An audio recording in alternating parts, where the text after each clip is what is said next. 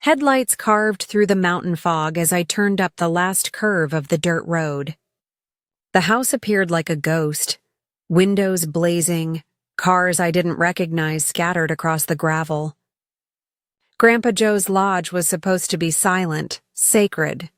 Instead, it looked occupied. I killed the engine, breathing in pine-cold air that tasted of disbelief. For 6 months, exhaustion had been my shadow. Courtrooms, deadlines, partners who treated sleep like weakness. This trip was supposed to be escape. Instead, it felt like an ambush. When I climbed the porch steps, the board still creaked in the same rhythm Grandpa had once called the hello song. My hand closed around the brass key. Before I could turn it, the door swung open. Vanessa. Her face tightened. "What do you want, parasite?" "I'll call the police." My body froze, not from fear, but from the surreal clarity of déjà vu. She'd always known how to make home feel foreign. Behind her, light spilled from rooms that should have been dark. Voices murmured. Laughter. A life unfolding inside my walls. "This is my property," I said quietly. "I think I'll be the one calling the police." The silence between us crackled. Then a man's voice broke it. "Babe, who's there?" Brad appeared, her husband, wearing comfort-like armor. Recognition flickered into guilt. "Marka," he said slowly, "you're here." I could ask the same. My gaze slid past them into the living room. Cream sectionals, glass vases, every trace of Grandpa's warm terracotta gone. "Where's Grandpa's furniture?" Vanessa's tone dripped sugar over steel. "We renovated. You abandoned this place for years." Abandoned. The word sliced deeper than it should have. I'd spent years surviving on caffeine and lawsuits, believing this mountain would wait for me. "Go ahead," I said. "Call the sheriff. We'll see who he arrests." Her eyes flinched before hardening again. "Brad's parents are here. Don't embarrass yourself." "Perfect," I said, stepping inside. I'd love to meet the guests staying in my home. The air smelled of rosemary roast and perfume. Eleanor and Richard Parker turned from the kitchen, smiles polite, unaware they were standing in the center of a fraud. "So lovely to finally meet you," Eleanor said. Vanessa's voice fluttered. "My sister just dropped by unexpectedly." "Your lodge is beautiful," Eleanor added. "Thank you," I answered evenly. "It is beautiful, and it's mine." Their confusion rippled through the room. Vanessa laughed lightly. "She's under stress. Grandpa left it to both of us." "Actually," I interrupted, drawing a folder from my bag. "He didn't." Brad's father straightened, lawyer instincts awakening. "I practiced real estate law for 30 years, he said. "Then you'll appreciate the clarity," I replied. "The deed's solely in my name." Vanessa's smile fractured. Brad exhaled the sound of a man realizing he'd backed the wrong truth. I laid the documents on the table. Richard leaned in to read. The quiet thickened until even the fire seemed to hold its breath. From the kitchen doorway, Eleanor whispered, "Then who owns this house?" No one answered, not yet, because the real answer was about to shatter much more than dinner. The silence pressed like snowfall, soft, heavy, inescapable. Richard Parker's brow furrowed as his finger traced my grandfather's signature. "This document is clear," he said finally. "The lodge belongs to Marcia Fletcher alone." Vanessa's brittle laugh cracked the air. "That's impossible. She never cared about this place. I took care of it." Her voice rose too quickly, the way it always did when she was cornered. Brad's eyes darted between us, his confidence bleeding away with every second. Eleanor stepped forward, towel still in hand. "Vanessa, dear, you told us this was your vacation home. You said you and Brad were considering selling it." My heart lurched.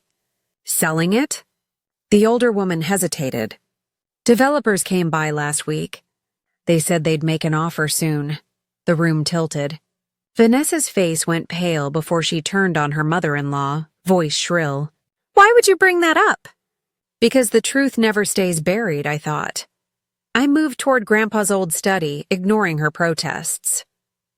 My fingers found the familiar drawer, the one where he'd kept fishing maps and tax receipts. Instead, I pulled out a folder labeled Mountain Vista Development Proposal. Inside, unsigned contracts listing Vanessa and Brad as property sellers. Sale price, $2 million.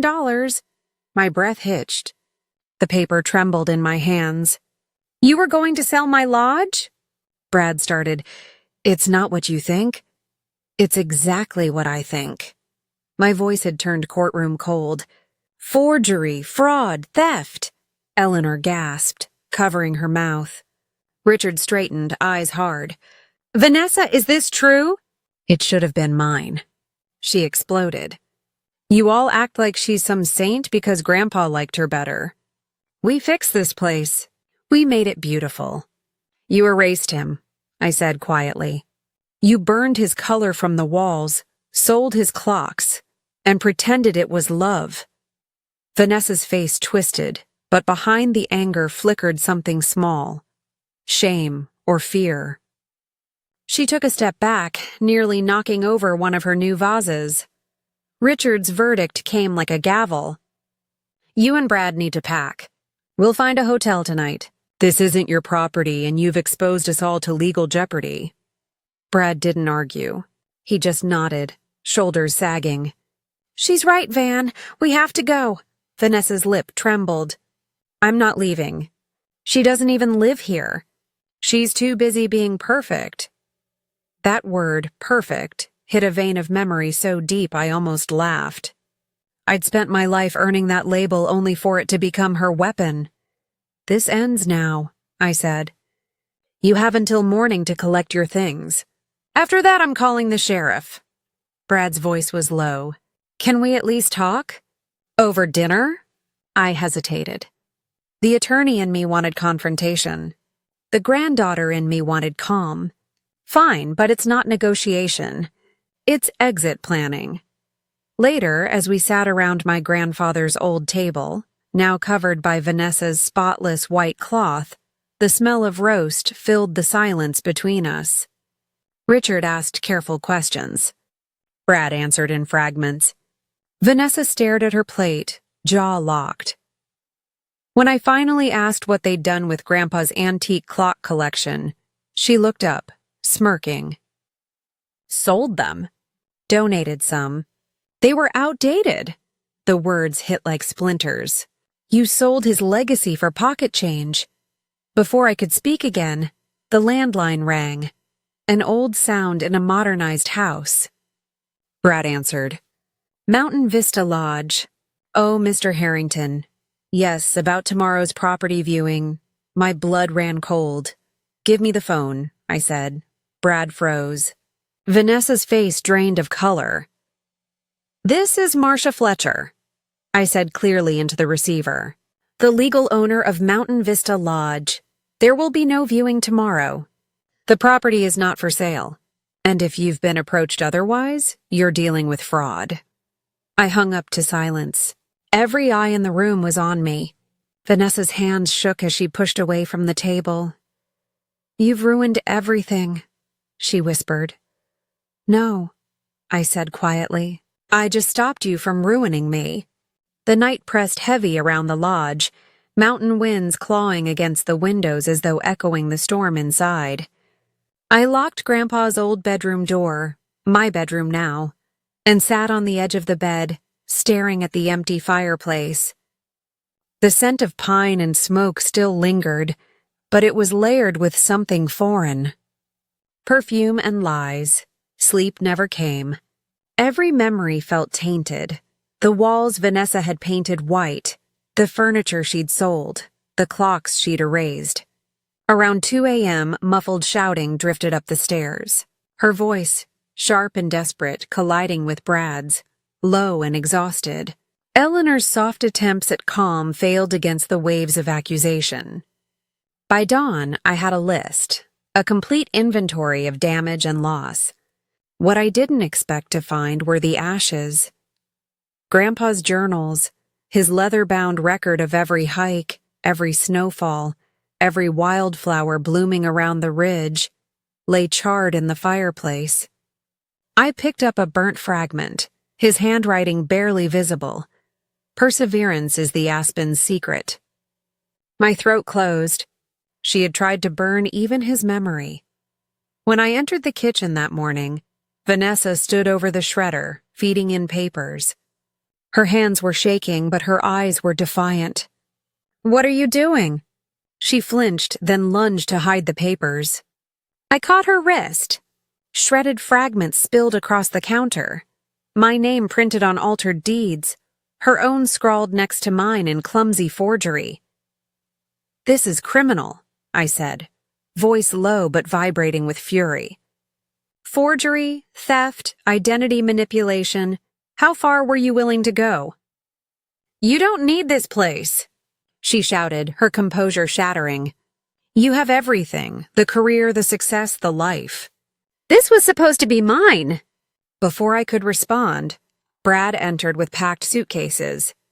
"Vanessa, we need to leave. My parents are waiting in the car." She pulled her arm free, shaking her head. "I'm not leaving. She can't make me."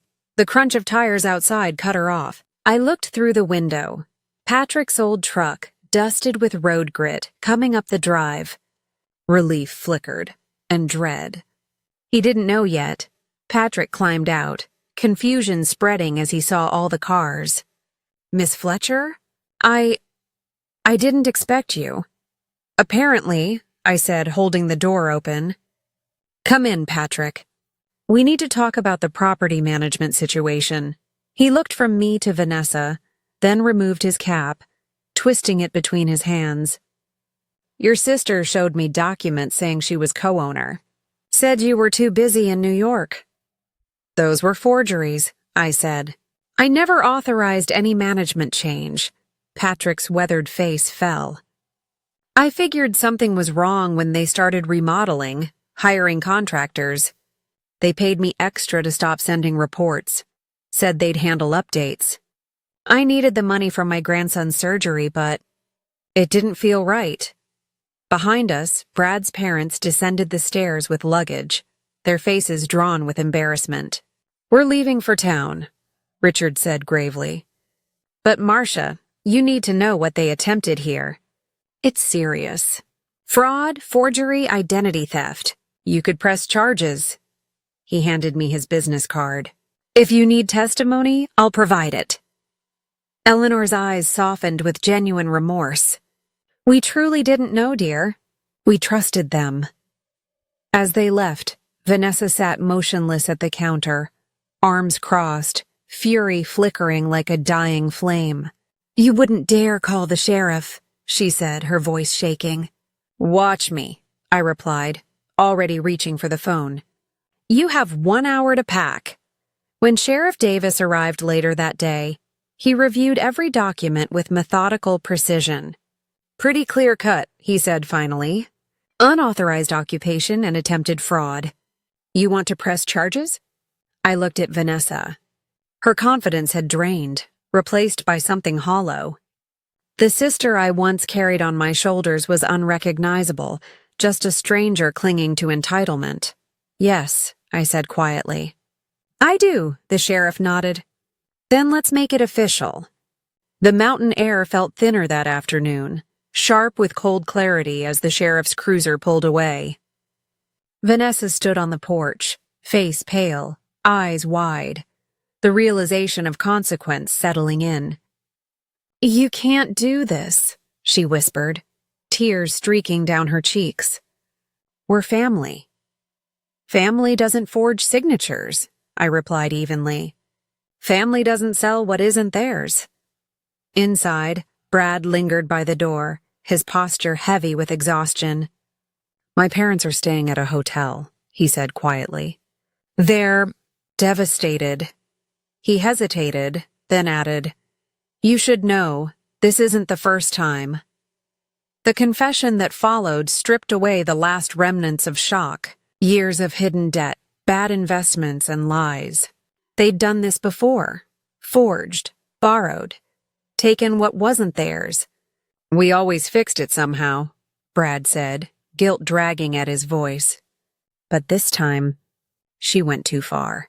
When he left, I stood alone in the lodge, surrounded by the ghosts of both past and present.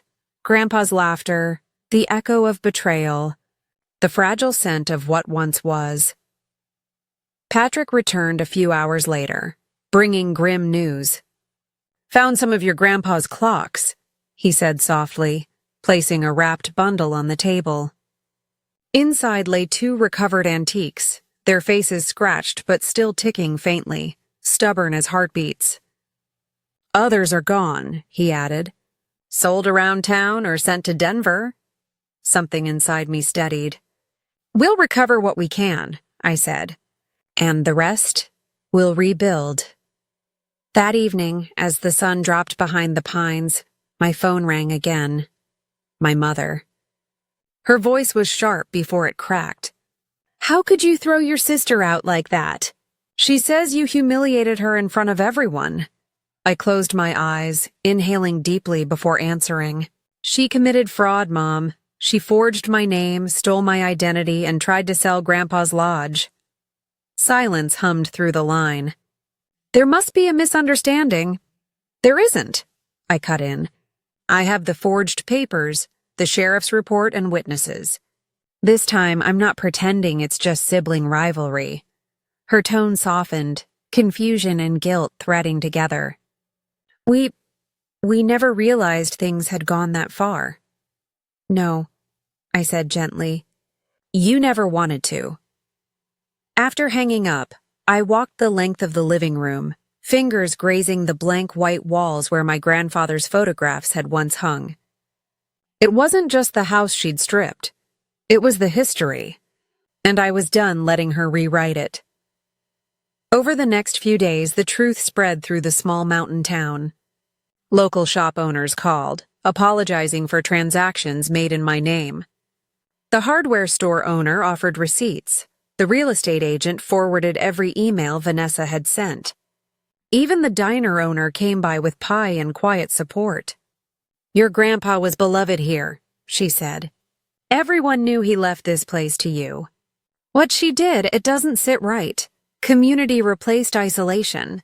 For the first time since arriving, I didn't feel alone in reclaiming the lodge. With Patrick's help, I began restoring what could be saved. Sanding old beams, unpacking recovered heirlooms, repainting the walls in Grandpa's deep terracotta. The sheriff's follow-up call came that evening. Vanessa light slanting through narrow windows. When the judge read the terms, Vanessa didn't look back at me. Only when the session ended did she turn, her voice small, stripped of armor. "You could have destroyed me," she said. "Why didn't you?" "Because I don't want destruction," I replied softly. "I want closure." She nodded once, not in gratitude but in understanding. It was enough. Back at the lodge, the rhythm of life returned in pieces. Patrick repaired the broken shelves and replaced the locks. The neighbors, Emma and John from the adjoining property, helped repaint the porch and replant the wildflowers Vanessa had uprooted.